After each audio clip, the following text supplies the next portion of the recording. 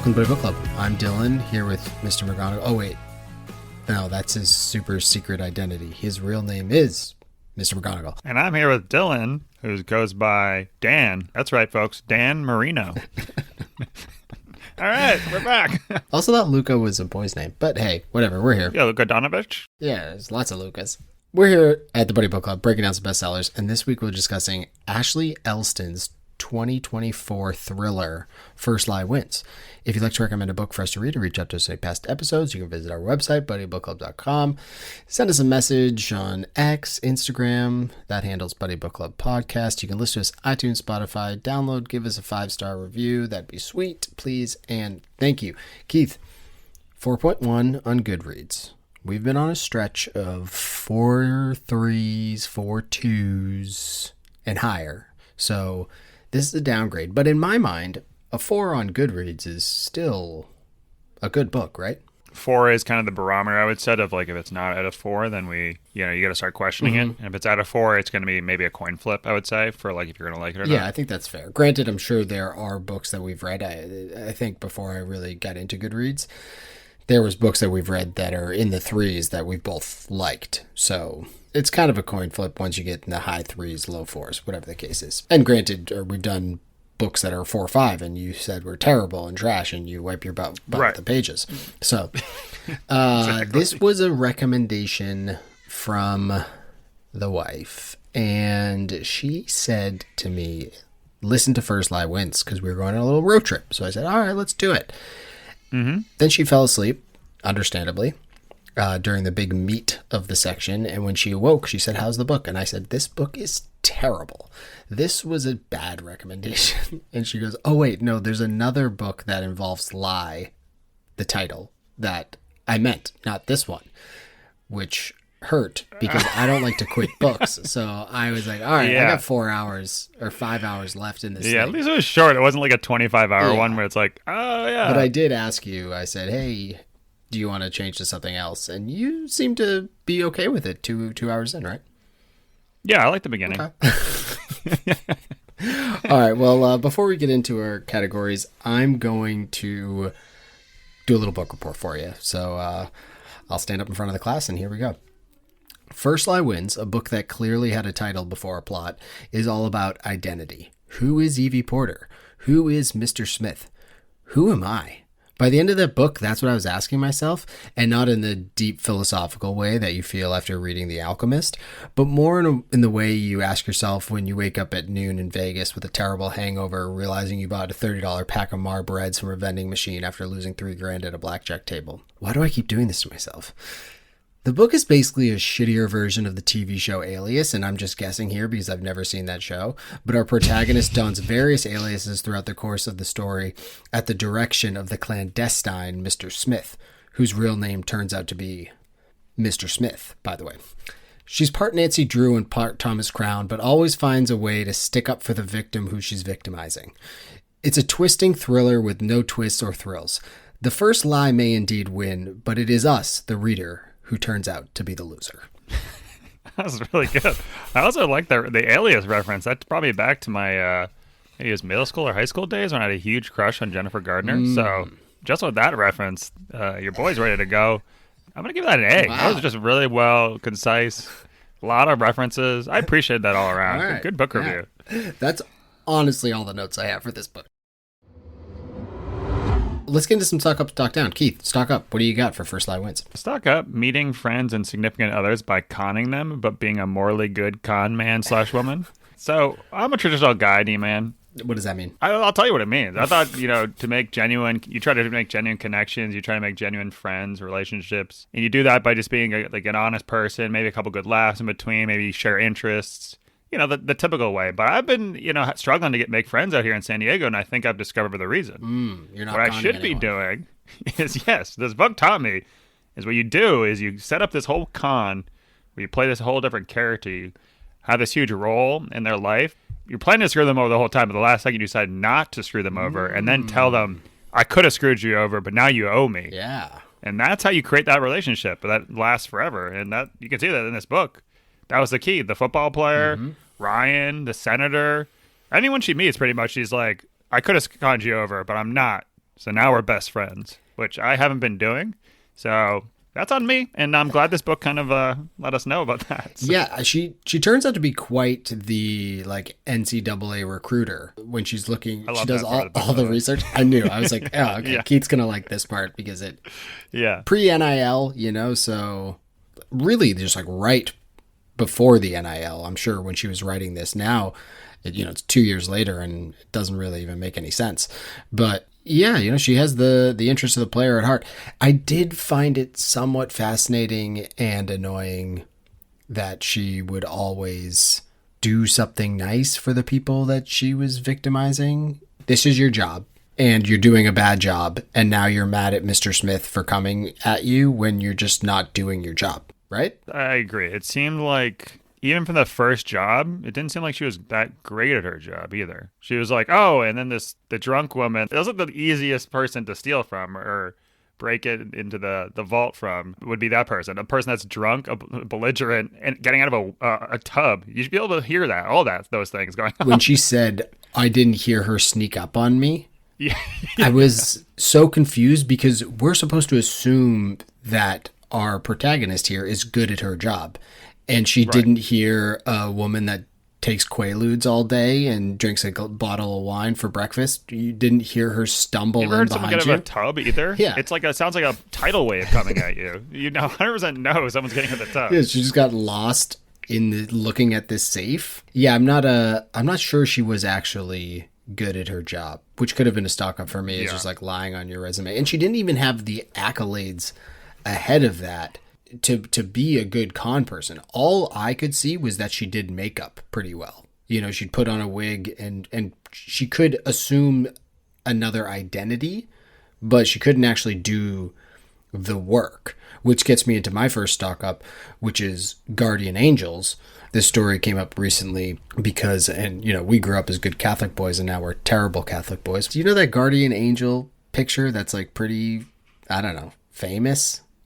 It's like the guardian angel standing over the kids as they're like crossing a bridge. I don't know. Whatever, but we had that when I was growing up and it was above my bed, which the wife thought was absolutely diabolical and insane. She was like, who does that besides some like crazy Jesus freaks? So it was a thing, and guardian angels are important, and it looks like our girl Evie Porter has a guardian angel who is pretty much Devin, right? That is what Devin is.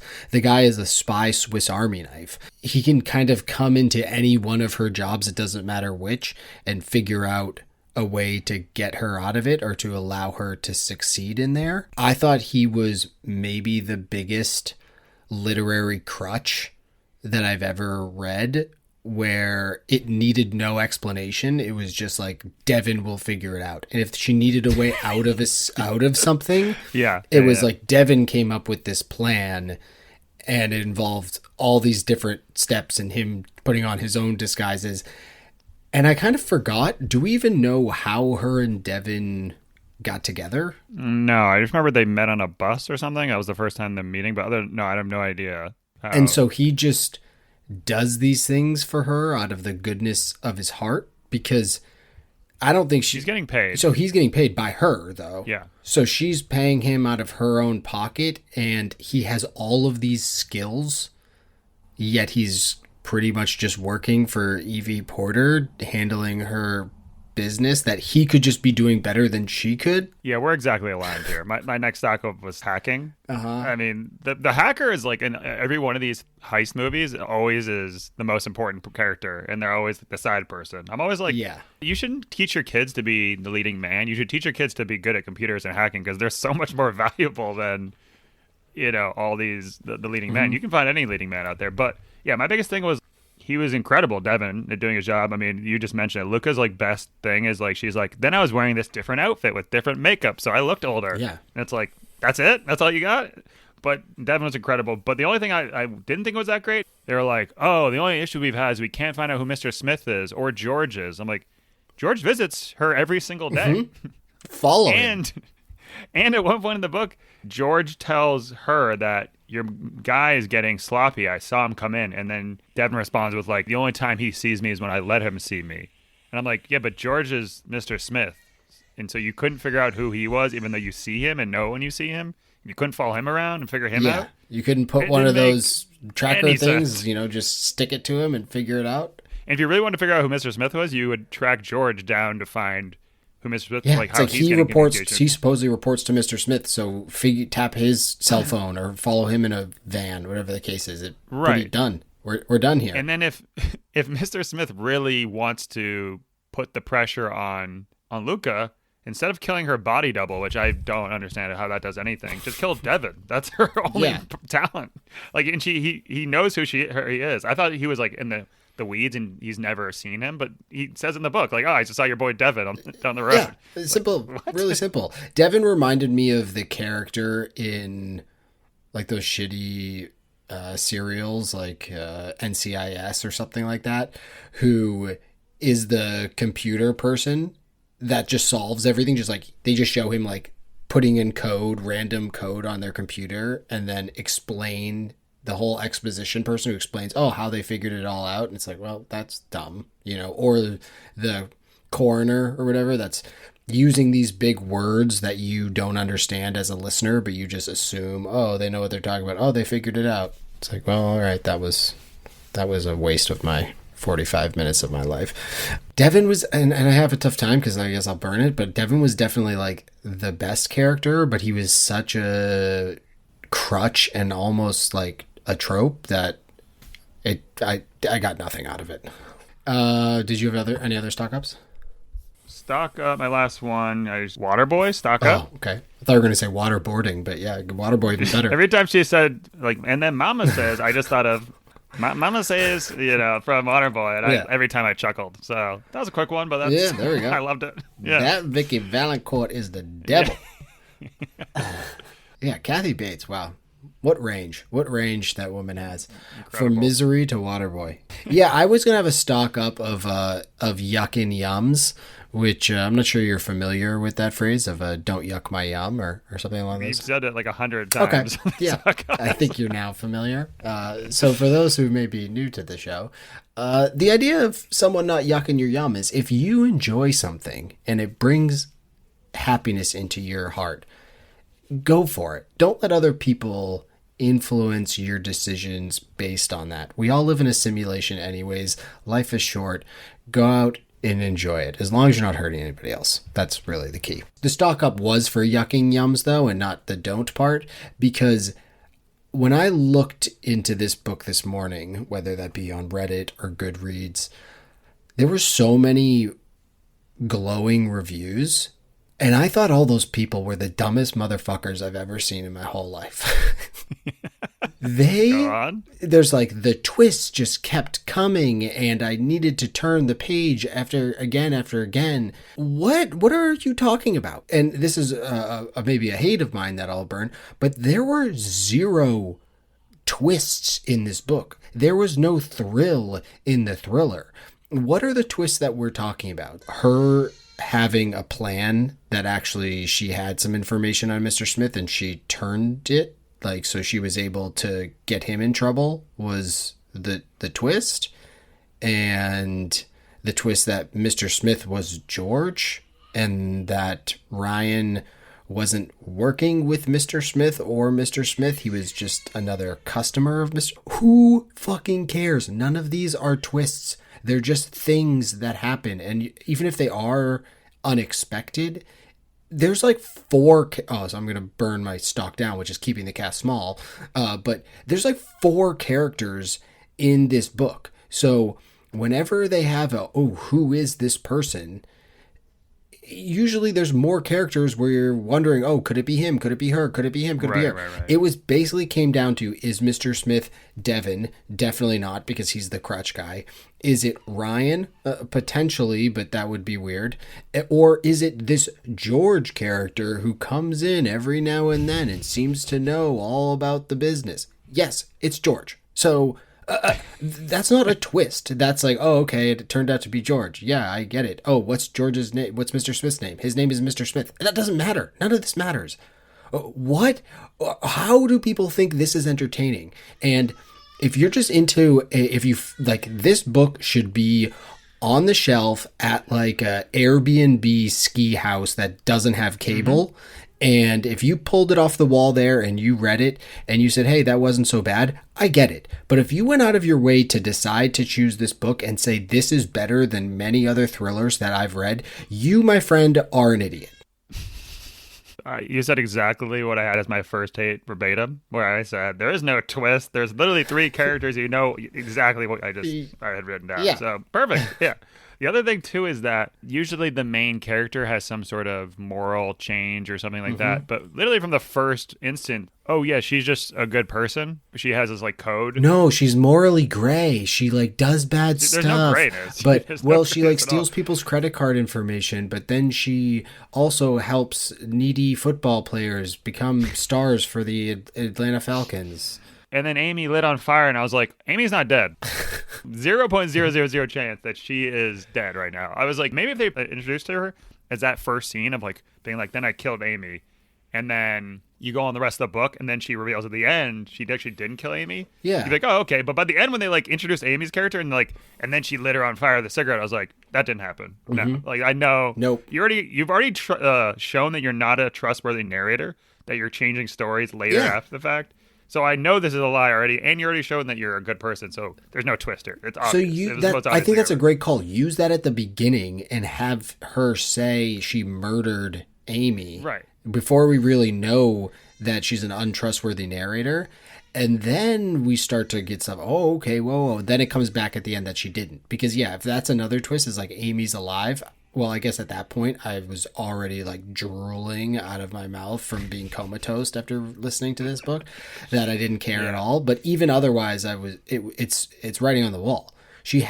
All she's done, and that's a lot of the review type stuff for this, was about how the character of Evie Porter was a good character because she had this moral gray. That's not interesting. It was actually stupid. Like the idea that someone would do all this terrible stuff, but then also have a good heart. It's so played out, and the way that it was played out here was not in an interesting or even believable way. She's just trying to make friends, D-Man. Yes. At the end, all right, so she takes over Mr. Smith's business, right? She's cool with Ryan doing his smuggling stuff, breaking guys' fingers, whatever the case is, whatever he's doing. Fine. So how is she then, what is she, donating to UNICEF with all the money she makes? Like, what's her how's she doing this her own way? I don't know. It doesn't make sense. And then Mr. Smith as well, he obviously thinks he's the smartest guy in the room, which I can understand. He's the diabolical bad guy here. But you think that he would be smart enough not to just steal from like the biggest mafia crime family, since he has a pretty lucrative business, which ends up being his downfall. We're just saying the same thing. I'm pretty happy with the exact same thing. That's my other hate I had, was it's just basically right out of the Italian Job / Enemy of the State playbook. But the problem is we don't get introduced to the mob side of things until the last chapter, when it's like, oh, we found out you're stealing from the mob. I'm like, what? Like, who's the mob in this? What are you talking? There's nothing before this or that says like she ran into with the like she did a job for the mob or anything like that. All right, I guess. Mr. Smith throws all of his people at a party to steal a painting, and he thinks that's a good idea too. I also don't know how he was all-seeing and all-knowing and everything, but he's also killing off all the people that work for him, and then he has a person that's identical to the one person that he's working for. I was like, what? I don't really go, what's happening here? Maybe he's Dan Marino. Yeah. So my stuck down was the keeping the cast small, which usually I'm a fan of. And I think this can work in a thriller where you don't know who it is, but it has to be more nuanced. Who's that famous author we read? What's her name?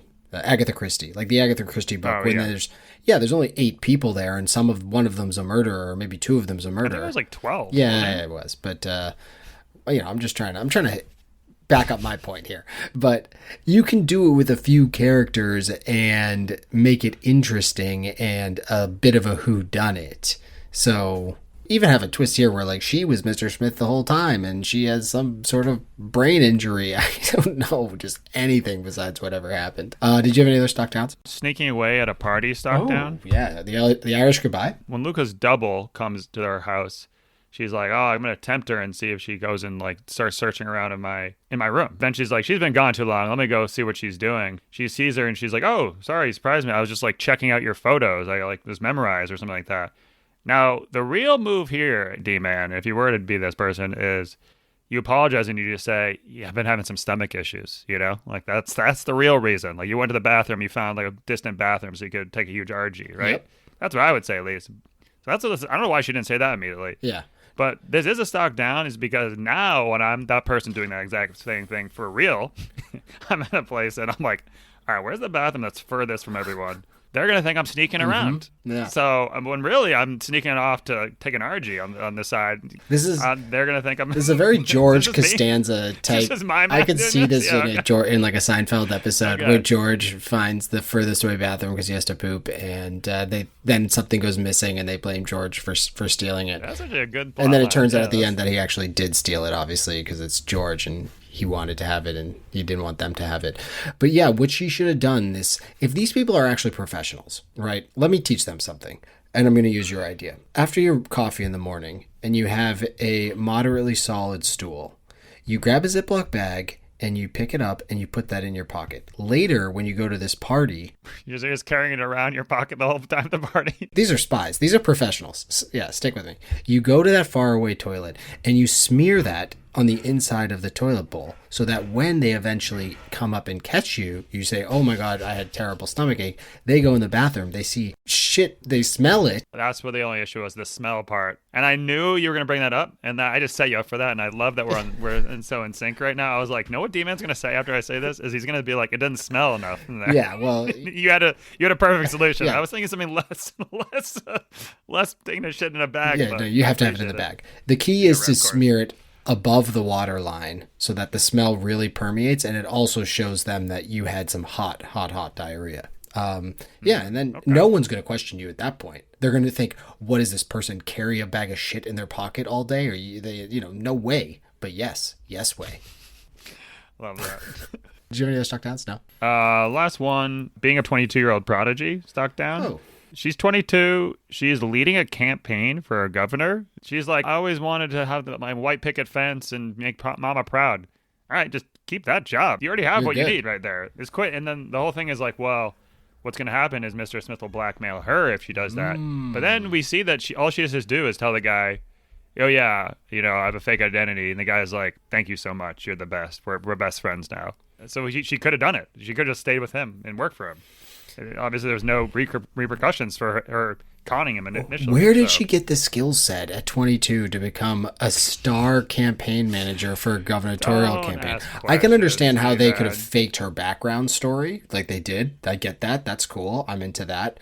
But the idea that she would actually have the skills for that. So they'll be like, oh, she went to Princeton for poli-sci. It's like, oh, great. But now you have to actually be someone that could have potentially gone to Princeton for poli-sci. I can see if you're like a social media, like insane social media whiz, that would make more sense. But being like a personable, like, I saw this back in the Reagan administration, so we got to do something like, like that's why people are good at that job, is because they have all that experience in politics. Also, can we talk about how terrible she's like, we can't set this guy up, and I'm going to give you one better. So she invites all these politicians to a party, and they're just like doing blow and banging like hookers in the room. And I'm like, you don't need to blackmail these people. These people are already bought and paid for. Like, if they're this easy to do something like this, they're not worried. Like, they probably like want those videos to be out there. Like, you know what I mean? Like, didn't make any sense. Like, the reason you're into blackmail this guy is because he's squeaky clean, so you need to get something out of him. And she's like, no, I did you one better. I got the people that are easy to blackmail. And then also, what is the blackmail in him? He does thank you to her.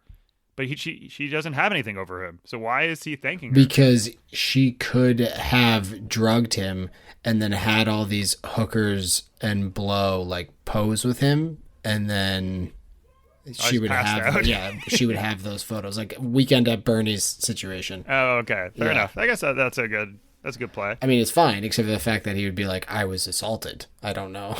Yeah, someone drugged me.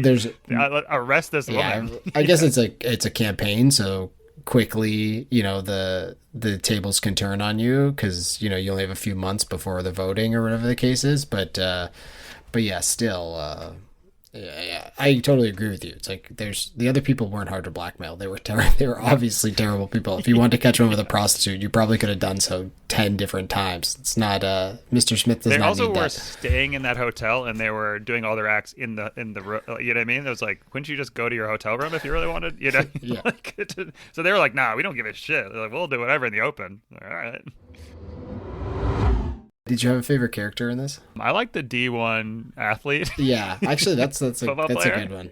Yeah, I kind of really wanted just to hear it from his perspective, where he's like, everyone's telling him what to do. Everyone's, you know, the recruiting process, if you're a 5-star athlete, is like insane. It's like so much pressure. There's like all these people in your ear. he got game. Some random 22-year-old knocks on his door and it says, hey, by the way, like when you talk, just assume everyone's listening, especially when you're talking to your brother in those intimate conversations you've been talking to him about. Like, I've been listening to that essentially. And he's like, holy shit, I didn't think of it like that. And then they become best friends. What? Yeah, What? they stayed in touch. They stayed in touch. I'm just wondering how that they formed a relationship after that.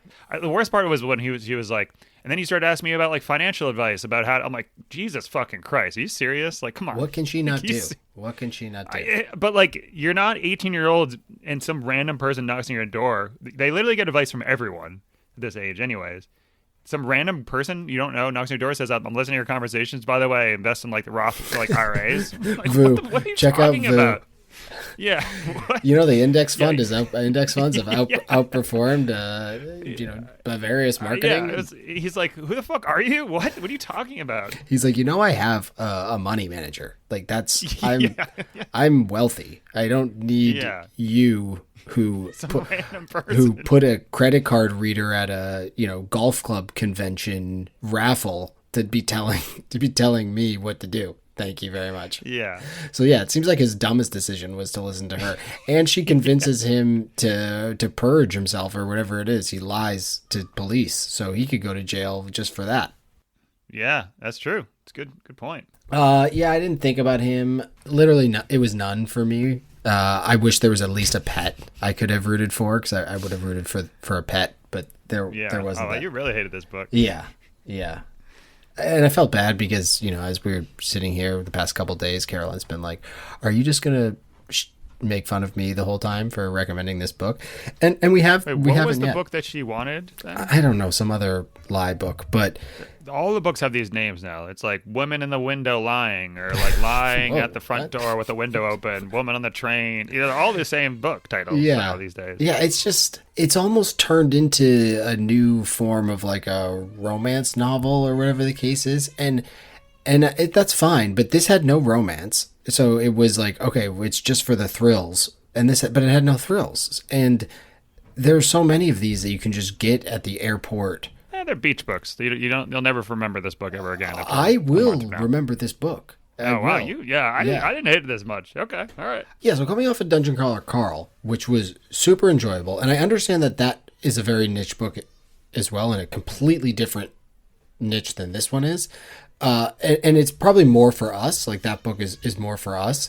But there's been lots of thrillers that we've enjoyed that definitely weren't for us. I'm thinking like Rock, Paper, Scissor, I think we liked. Silent Patient's the gold standard. It's a Silent Patient is your gold standard. The point is that we like some of these books. It's not like we just come in here and hate them. This one and like First Lie He Told Me or whatever that one is, or whatever. That's just so bad. It's unfortunate that there are so many of these out there. It's not compared to that one. That one was 100. That's not even comes close to how bad that one was. That's insulting. Almost. But I saw a Reddit post about this book that was like, I'm a man in my mid-30s and I haven't read in a really long time, and I picked up this book and I think I've peaked. Like, I think I don't know how it's going to get better than this. That's awesome for him. That is really, because like you know how good things are going to get from here? That's pretty sick. Yeah, I feel like it's the first time a kid tries vanilla ice cream and is like, this is the pinnacle of taste. And then someone says, they make Moose Tracks, which is like vanilla ice cream with caramel pieces and like chocolate pretzels. And then you're off. You're off. So I'm hoping that was his journey. There's no follow-up to that. But if this is your barometer for amazing, then go to your local library and actually be amazed, because good God, there are better books out there. I mean, I can see that if you haven't read this genre at all and you read this, you're like, oh shit, I didn't know like you could do twists and turns like this. This is great. But we've read so many that becomes almost formulaic at that point. You know what I mean? Yeah, when this turns into a hallway, it wasn't a twist and turns. Oh, it's straightened out like that level. You know what I straightened mean. out like that level in Ocarina of Time when the thing looks turning, but then if you shoot your arrow at it, the eye closes and the hallway turns straight. Yeah. That's a deep cut. What was your favorite part of the book, Keith? I said the beginning, I didn't mind because I do like the idea of, and this wasn't really a scene, but like her meeting with like the friends and things like that, and being like, well, this is what they're trying to get out of me. This is why I'm presenting myself in this way. I kind of like that. I also liked the concept of first lie wins, which I just interpreted to be people judge you in the first 5 minutes, which is real life, you know. So you just got to present a certain lie that wins them over or like makes them think of you in a certain way, and like it's basically just all marketing, presentation, you know, things like that. So I like that whole concept. Yeah, I didn't really get it. So I mean, you're just not as elevated like I am. All right, you just don't know about first lie wins. I just think when you say the title in the book, I need a better explanation of, hey, the first lie has to be good enough that then they believe all the other lies, or the first lie kind of sets the tone for all of your other lies, I guess the case is. Yeah, maybe I described it well, I thought. No, because I had to look up what I was like, what is that fucking thing about? So you didn't know it's either. all mental. I think within the first 5 minutes of meeting each other, we didn't like each other, and now I love you. So your point was false. Well, that's because you conned me for 6 months into me thinking I wouldn't like you. And then you said, I've been conning this whole time. You're welcome. I said, oh, I owe you one, bud. I've had a camera in the company bathroom for the last 6 months. I have all these poops of yours, and you putting them in Ziploc bags. I said, well, I will destroy this. You've been saying this whole time you've been going through my stuff, but in reality, you've been taking huge shits in the bathroom when you're doing that. And then Ziploc bagging them. Yeah, that's how you gotta do it. Yeah, I guess my favorite part of the book was the first sentence, when I still had hope it would be enjoyable. Jesus Christ. Oh, man. This is a bottom 10 book for you? We've read 120, 130 at this point? Yeah. I mean, that's bottom 10 percentile. Yeah, for sure. Oh, I was saying bottom 10 overall. Well, bottom 10 is pretty much bottom 10 percentile, because that'd be bottom 12. So. Oh, look at the fucking math guy over here. All right. Kid, you can't handle me with my marketing talk I just had. You wouldn't understand that, but you're trying to fucking whip out percentages on me. All right. Yeah. I have to go through our list of all of our books. But yeah, it was nothing. It was air. It was like when in Hook, when Peter Pan goes to dinner and he looks down at his plate and there's nothing on it. Like all the other kids are having a fun time eating this air, and he's like, I'm not sitting here eating air. What about loves? I like the concept. I already just mentioned it. I like conning people, you know? Cons are always good. The football portion was good. I actually kind of like, I was like, here we go. Someone's going to fucking talk about recruiting. I know recruiting. And they were like, no, they weren't bad. This was pretty cool. I thought it was actually something that realistically could happen. It wasn't far-fetched for someone to be like, oh, a donor is coming in and buying off prospects. I mean, yeah, that makes perfect sense. Yeah. And then obviously they referenced the Clemson Tigers, so we love that. Yeah. That obviously gave it a 0.5 boost in the rating right there and then. So we're fine. Yeah. What about you? The section's blank for me, but I do like con stuff. Have you seen The Sting? The movie The Sting? Robert Redford. Oh, okay. No, I'm thinking of a different movie. No, I've heard of that one. That's like a really famous one, yeah, right? Probably I'd say maybe the most famous con movie. It's worth watching. It's a good movie. Like it's just a movie about con men. Mm-hmm. Yeah, so I do enjoy con stuff too. Even like, you know, in Lost, Sawyer was like a con guy. I liked that. I think that's what he did. Someone was involved in cons in that show, which was enjoyable. So yeah, anything con related, I'm usually in for. Unfortunately, when you're like an altruistic con woman, it's with like mixed emotional and moral takes. It's whatever. Did you love anything else? Did I mention the Clemson part? Yeah, you did. No, that's it. What about hates? I think we've kind of already let out most of our hates. Mm-hmm. Well, then there's one extra that you may have missed, because the one that I still haven't burned is, who in God's name adds a random person to their group text after meeting them once? Or maybe twice. I don't remember exactly. Are you referencing our government right now? Yeah, well, that should have been a stock down or something like that. But yeah, it's pretty much that, you know, because Evie meets all of Ryan's friends, like his gal friends, and she goes, you know, back to his hometown. She meets all of his gal friends. They go out to lunch, and like everyone's judging each other, which I also thought was just such a terrible take on women and like such a terrible trope of just like, oh, I go in there and all these women are judging me. It's like, or they just went out to lunch. The questions they were asking her, she was acting as if these were absurd questions to be asking her. They're like, where are you from? And she's like, oh, of course. So they can now go back and look me up and see what my hometown's right. like. It's like, no, they were just asking you normal questions that to be social. That's what you ask people. But then after they've met her that one time, or maybe the second time, they add her into their group chat. And at least for me, group chats are kind of like a holy place that people don't just get like added to and removed from. We're in a couple ourselves, and these are places that no one, until the day we die, we will be in that group chat. No one's going to remove someone from that, and you're not going to just add someone. Like if you have a group chat with all of your best buds from home and your other friend is dating someone, you're not going to just add them to that group chat. You might do a sub group chat, which includes them. Right. But you're not going to just plus them in to yours. So I thought that was completely unbelievable. Like me and my college buddies, we have a group chat. And then from that parent group chat, there's like 8 other group chats. There's probably ones that I don't know about that might just be like Dylan sucks.